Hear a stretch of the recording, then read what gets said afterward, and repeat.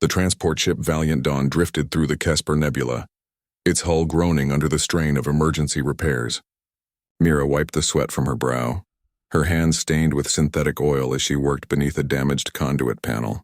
The rest of the crew had evacuated to the safe zones after the meteorite strike. But someone had to keep the life support systems running, and humans had always been stubborn about surviving. A sound, soft, almost imperceptible, echoed through the maintenance corridor. Mira froze, her wrench hovering mid-air.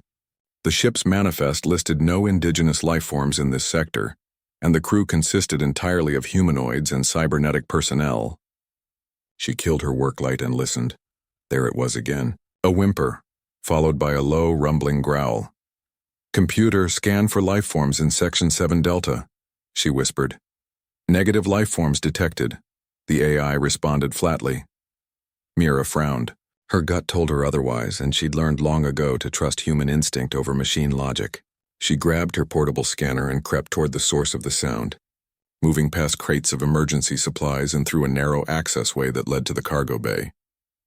The bay doors had been forced open, just slightly, enough for something small to slip through. Mira's pulse quickened. She stepped inside, her breath misting in the frigid air. The bay had lost atmospheric heating after the strike, and then she saw them, huddled behind a cargo container, pressed against each other for warmth, were two creatures unlike anything Mira had encountered in her 15 years of space travel. They were quadrupedal, covered in midnight blue fur that shimmered with bioluminescent patterns. Their eyes, 6 on each creature, glowed a soft amber in the darkness. Razor-sharp claws retracted and extended nervously. Their bodies were lean and muscular, built for hunting. Predators, cubs. But predators nonetheless. The larger of the two, no bigger than a terrestrial wolf, let out a warning hiss, positioning itself protectively in front of its smaller sibling. The patterns on their fur pulsed rapidly, a clear sign of distress. Mira's scanner finally registered them, and her blood ran cold as the data scrolled across the screen. Thixian Night Stalkers, apex predators from Thixis Prime, a quarantined death world, capable of phasing through solid matter for brief periods. That's why the ship's sensors hadn't detected them. Their adult forms could tear through reinforced steel. These cubs had somehow stowed away, probably during the supply run at Outpost Krellin. "Easy," Mira whispered, lowering herself to a crouch. She set down her tools and extended an empty hand. "I'm not going to hurt you." The larger cub's growl intensified. Its sibling whimpered again, shivering violently. Mira could see frost forming on their fur. They were freezing. She knew what would happen if she reported this. Protocol demanded immediate termination of unregistered life forms, especially apex predators. Captain Rokar would have them jettisoned into space without hesitation. The Draxan officer had made his position on vermin abundantly clear during their last pest control meeting. But these weren't vermin. They were children, terrified and alone. Mira made her decision. She slowly removed her thermal jacket and tossed it toward the cubs. They flinched but didn't phase away, a good sign. They were too cold, too weak. The larger cub sniffed the jacket cautiously, then dragged it over its sibling. "That's it," Mira murmured. "See? Warm." She backed away and returned an hour later with heated ration packs and water. The cubs had hidden themselves again, but this time they watched her with curious rather than fearful eyes. She left the supplies and departed. Over the next 3 days, as the Valiant Dawn limped toward the nearest station, Mira became their secret keeper. She rerouted sensor data, created phantom maintenance schedules, and stole food from the commissary.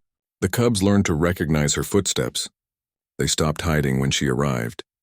The larger one, she'd started calling him Scout in her mind, would tilt his multiple heads in that peculiar way cats did, studying her with ancient intelligence. His sister, whom Mira dubbed Echo, eventually worked up the courage to sniff her hand. On the 4th day, Captain Rokar found her. "Engineer Mira," his gravelly voice boomed through the cargo bay. The Draxan stood at the entrance, his scales gleaming under the emergency lights, his weapon drawn. "Step away from the creatures." Mira didn't move. She remained seated on the floor, Scout and Echo pressed against her sides. They'd been grooming her hair when Rokar arrived, their version of affection. "Sir, they're just cubs. They're not dangerous." "Not dangerous?" Rokar's laugh was bitter. Those are Thixian Night Stalkers. I've seen full-grown adults decimate entire platoons. Our sensors detected their phase signature during the last diagnostic. They must be eliminated. They're babies, Mira said firmly.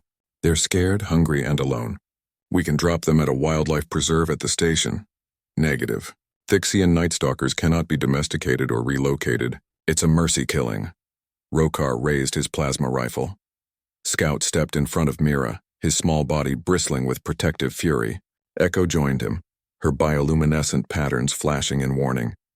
They couldn't win this fight, but they would die defending the human who'd shown them kindness. Something shifted in Rokar's expression. His trigger finger hesitated. They're protecting you, he said quietly, almost to himself.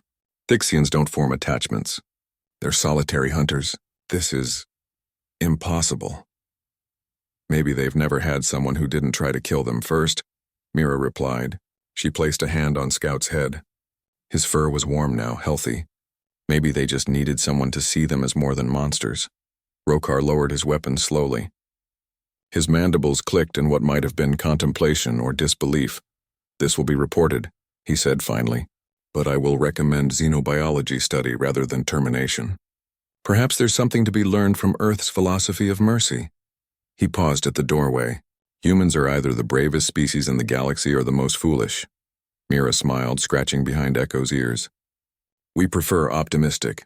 As Rokar's footsteps faded, Scout looked up at Mira with all 6 eyes and made a sound she'd never heard before, a purr-like rumble that vibrated through her chest.